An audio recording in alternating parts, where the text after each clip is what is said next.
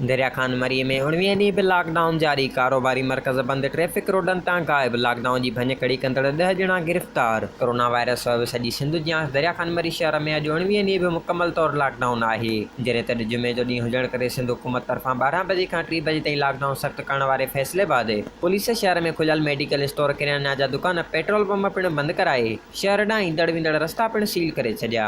ॿिए तरफ़ एसएचओ दरिया खान मरी मोहम्मद अशरफ मेमूनी, असिस्टेंट मुख़्तियारकार मंज़ूर अहमद फौले जी अॻवानी में पुलिस मुख़्तलिफ़ हंधनि ते कार्रवाई करे लॉकडाउन जी भञ कड़ी कंदड़ 10 ॼणनि खे गिरफ़्तार करे वरितो आहे।